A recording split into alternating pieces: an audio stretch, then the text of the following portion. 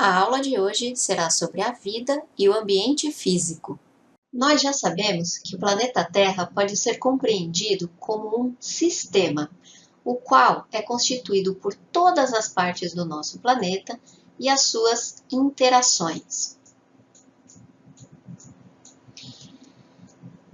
A biosfera é um componente do sistema do clima no qual a vida ocorre e está na interface entre a atmosfera, a hidrosfera e a litosfera. Nós, como seres vivos, fazemos parte da biosfera. Hoje, então, falaremos sobre a vida e o meio físico. A vida depende do meio físico. Sua expressão é regida e restringida por leis físicas. Ao mesmo tempo, os seres vivos afetam e alteram o mundo físico. Alguns componentes do meio físico são fundamentais para a adaptação e distribuição das espécies. Entre eles, podemos citar o tipo de clima, a radiação eletromagnética e suas interações com a superfície terrestre, a disponibilidade de água e a qualidade da água, elementos químicos essenciais para os processos biológicos, tipo de solo e topografia. Perceba nesta imagem a interação entre a radiação vinda do Sol e a superfície terrestre. Nas latitudes mais altas, o ângulo de incidência da radiação solar é menor do que em latitudes mais baixas, ou seja, a mesma quantidade de energia que chega nas latitudes mais altas é distribuída por uma área maior, fazendo com que as áreas localizadas nestas latitudes tenham, no geral, menores temperaturas. Sendo assim, quanto mais próximo dos polos, menores são as temperaturas médias. Também temos a questão da inclinação do nosso planeta, e com o movimento de translação ao redor do Sol, uma mesma região estará recebendo mais ou menos energia solar, dependendo da época do ano, definindo o que chamamos de estações do ano. Aqui, no caso do hemisfério sul, temos o verão, outono, inverno e primavera. Parte da radiação solar que chega à superfície retorna em comprimentos de onda maiores, na faixa do infravermelho ou calor. Esse calor fica aprisionado na atmosfera por diversos gases, como dióxido de carbono, metano e até o vapor de água, os quais são chamados de gases do efeito estufa. O efeito estufa é importantíssimo para a manutenção da vida na Terra. Sem ele, teríamos temperaturas de até menos 30 graus Celsius na superfície, e a vida não seria possível. Um grande problema da atualidade é o aumento da concentração de gases do efeito estufa na atmosfera, o que vem ocasionando o que chamamos de aquecimento global. A radiação solar pode atingir os seres vivos de diferentes formas, diretamente, de maneira atenuada após passar por outros seres vivos, ou ainda refletida em outras superfícies, como o solo ou nuvens. Já o calor pode ser transportado pelo vento, chegar por convecção ou ser obtido da atmosfera. Ainda, o calor pode ser transferido por radiação para os arredores ou perdido por meio da transpiração. Essa interação da radiação com a superfície também é importante para a formação das chuvas. Na região equatorial, o Sol aquece o ar e a superfície. O ar úmido e quente sobe e vai resfriando nas altas altitudes, o que leva à condensação do vapor de água e à precipitação. Esse movimento do ar gera o que chamamos de cinturão tropical de alta pressão, e esse ar é transportado para latitudes maiores, gerando o que chamamos de células de Hadley. O ar que vai em direção às maiores latitudes vai perdendo umidade e ficando mais frio e denso. Quando esse ar desce, ele é seco e ainda retira a umidade do ambiente, gerando regiões desérticas por volta dos 30 graus de latitude. Esse ar é novamente direcionado para latitudes menores e vai se enchendo de umidade. Essa umidade converge na chamada zona de convergência intertropical. Esse processo das células de circulação atmosférica está relacionado com os grandes padrões vegetacionais da Terra. Temos florestas úmidas e sempre verdes nas regiões tropicais e equatoriais, e temos os desertos por volta de 30 graus de latitude sul e 30 graus de latitude norte. Esse grande padrão latitudinal pode ser alterado localmente pela topografia, Regiões montanhosas podem funcionar como barreiras à umidade vinda do oceano. Na face das montanhas voltadas para o oceano, chamadas de barlavento, a umidade pode ficar retida, fazendo com que a precipitação anual seja alta e haja o crescimento de vegetação exuberante. Enquanto na face oposta, podemos ter fisionomias desérticas e baixa precipitação anual. Bom, vimos que a radiação solar é importante e interage com a superfície, determinando tanto a temperatura quanto a precipitação nas diferentes regiões do globo. Neste gráfico, é possível observarmos o espectro da radiação eletromagnética solar. A faixa abaixo dos 400 nanômetros de comprimento de onda tem alta energia e é chamada de radiação ultravioleta. A faixa entre 400 e 700 nanômetros é chamada de radiação fotossinteticamente ativa ou PAR. Essa radiação é usada pelos seres vivos para a realização de fotossíntese e também é a faixa que enxergamos, ou seja, a faixa do visível ou luz. Acima dos 700 nanômetros temos uma radiação de baixa energia, ou infravermelho.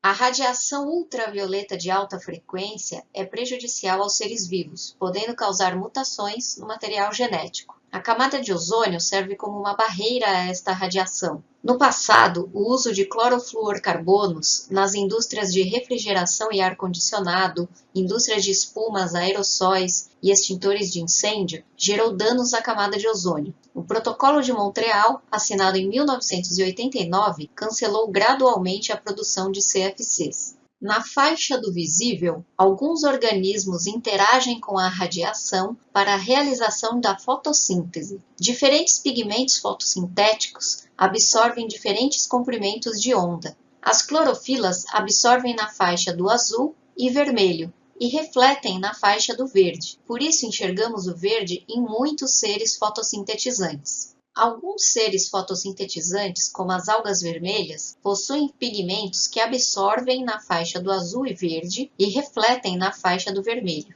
Pelo fato da luz na faixa do azul e verde atingir maiores profundidades, encontramos as algas vermelhas em locais mais profundos do que outros grupos de algas. A forma como os seres percebem o ambiente também varia de acordo com a radiação que é captada por seus órgãos sensoriais. Nesta imagem é possível ver a diferença de como o olho humano enxerga uma flor e como as abelhas enxergam a mesma flor, uma vez que são capazes de captar a radiação ultravioleta com seus olhos.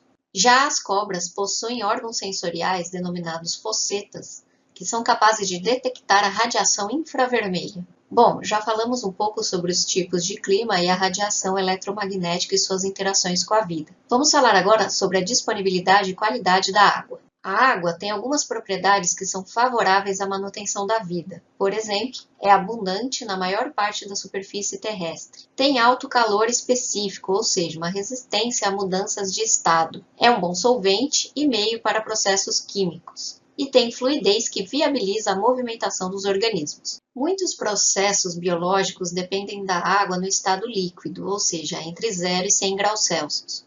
A temperatura superior típica para animais e plantas é geralmente em torno de 45 graus Celsius, com algumas exceções. Altas temperaturas são problemáticas porque elas desestruturam proteínas, aceleram processos químicos e afetam propriedades de lipídios, inclusive as membranas das células. Já temperaturas muito baixas interrompem processos vitais e a formação de cristais de gelo dentro das células pode danificar as estruturas celulares. A água oceânica tem um papel muito importante no planeta, distribuindo calor e umidade para os continentes. As correntes frias vindas dos polos vão sendo aquecidas conforme chegam no Equador. O padrão de circulação das correntes oceânicas é anti-horário no hemisfério sul e horário no hemisfério norte, o que chamamos de efeito Coriolis. A água fria é mais densa e geralmente circula pelo fundo oceânico, mas quando essa água encontra uma barreira, por exemplo, um continente, ela pode subir no que chamamos de ressurgência.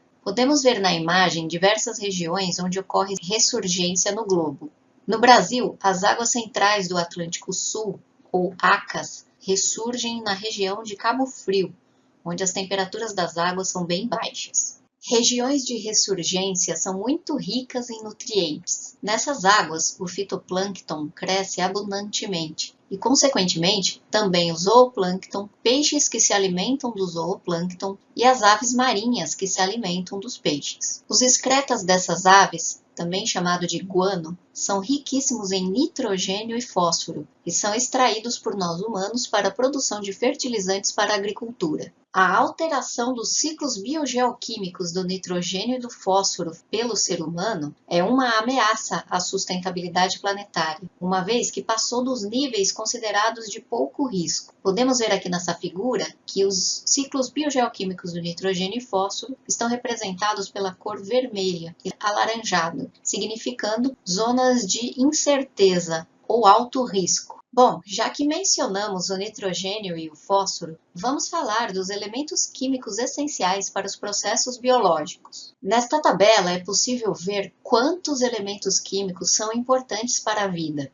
No grupo 1, temos o nitrogênio e enxofre, os quais fazem parte de compostos carbônicos, como aminoácidos, proteínas, nucleotídeos e enzimas. No grupo 2, temos o fósforo, silício e boro, que são importantes para o armazenamento de energia e integridade estrutural. No grupo 3, temos o potássio, cálcio, magnésio, cloro, manganês e sódio, que são nutrientes que permanecem em forma iônica. No grupo 4, temos o ferro, zinco, cobre, níquel e molibdênio, que são nutrientes envolvidos em reações de oxirredução. Um fator bastante importante do meio físico e relacionado à água é o pH, ou o potencial hidrogeniônico. A concentração relativa de íons hidrônio e íons hidroxila na água afeta profundamente os sistemas ecológicos. Quando a concentração de íons hidrônio é maior do que 10 elevado a menos 7, então consideramos que o pH é ácido, e quando é menor do que esse valor,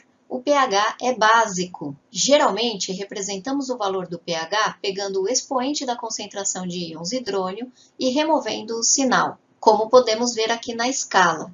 Então, pHs ácidos variam de 7 até 0 e pHs básicos são representados de 8 até 15. Perceba que o pH é medido em escala logarítmica, ou seja, se o pH varia em 1 ponto, a concentração de íons mudou 10 vezes. O pH da água varia normalmente de 6 a 9. A chuva ácida pode baixar o pH até 4. A acidez pode dissolver minerais das rochas e remover nutrientes dos solos. A precipitação com elevada acidez ocorre quando em um determinado lugar há uma elevada concentração de gases como o dióxido de enxofre e nitrogênio na atmosfera, que em contato com gotas de água suspensas no ar reagem formando ácidos, que ao precipitar dão origem à chuva ácida. A chuva ácida pode facilitar a lixiviação de nutrientes do solo, ocasionando problemas para a vegetação, como podemos ver nesta imagem. Outros dois elementos importantes para a vida no planeta são o carbono e o oxigênio, pois estão envolvidos na transformação biológica da energia. Carboidratos, lipídios e proteínas e outras moléculas biológicas contêm energia na forma de ligações químicas, principalmente entre átomos de carbono. O processo de fotossíntese gera produtos que armazenam essa energia e o processo de respiração quebra as ligações químicas, liberando energia. Dessa forma, a fotossíntese e a respiração desempenham um papel fundamental para a manutenção da vida no planeta. As plantas terrestres absorvem o carbono inorgânico da atmosfera através das folhas, ao mesmo tempo que perdem água para o ambiente. Portanto, o balanço entre a captação de gás carbônico e a perda de água é muito importante para essas plantas. Veja como a vida regula a composição da atmosfera. As plantas retiram o gás carbônico da atmosfera ao mesmo tempo em que liberam gás oxigênio para a mesma. Na água, o carbono e o oxigênio também são importantes. O gás carbônico dissolvido na água é utilizado pelos seres fotossintetizantes para a produção de compostos orgânicos. Entretanto, quando há um excesso de gás carbônico na água, há a formação de ácido carbônico, o que torna a água ácida. A acidez na água é prejudicial para os organismos que precipitam carbonato de cálcio em suas estruturas, como esqueletos e conchas. Muitas espécies, como algas vermelhas formadoras de rodolitos e corais, vêm sendo prejudicadas pela acidificação da água do mar, que tem sido causada pelo aumento do gás carbônico atmosférico promovido pelo ser humano. Já o gás oxigênio tem baixa solubilidade na água, então em grandes profundidades há uma depressão do oxigênio, originando ambientes anaeróbicos ou até mesmo anóxicos. Seres que dependem de oxigênio não conseguem viver nessas regiões. Assim como na água, no ambiente terrestre os elementos químicos não se distribuem de maneira igualitária. As rochas, que ao serem fragmentadas originam esses elementos, variam na superfície do globo. A interação da biosfera com as rochas da litosfera dá origem aos diferentes horizontes dos solos. Nessa imagem, é possível observarmos o horizonte O, composto de matéria orgânica, serrapilheira e resíduos não decompostos, o horizonte A, chamado de solo superficial, que é formado de substâncias minerais e orgânicas, o horizonte B, que é chamado de subsolo, que contém pouco material orgânico e é bastante semelhante à rocha subjacente, e o horizonte C, que é chamado de substrato, que contém fragmentos da rocha-mãe. Veja em todos esses mapas como os solos podem variar no espaço. No Brasil, temos muitos solos ricos em óxidos de ferro e alumínio, chamados solos lateríticos. A vegetação que cresce sobre este tipo de solo é adaptada a estas condições do ambiente físico. Veja neste corte os horizontes de um solo laterítico. As rochas-mãe dos solos variam na superfície do planeta e o ciclo das rochas é dinâmico e influenciado pelos movimentos da crosta terrestre. A teoria da tectônica de placas propõe que a litosfera é fragmentada em cerca de uma dúzia de grandes placas que se movem na superfície terrestre. Cada placa age como uma unidade rígida distinta que se move sobre a astenosfera, a qual também está em movimento. Nas regiões de encontro entre as placas, temos bastante atividade vulcânica e a formação de novas rochas ígneas. Em regiões mais estáveis, as rochas vão sendo fragmentadas e originam sedimentos, os quais darão origem a rochas sedimentares e terrenos mais arenosos. Bom, vimos aqui nesta aula diferentes formas como a vida e o meio físico interagem.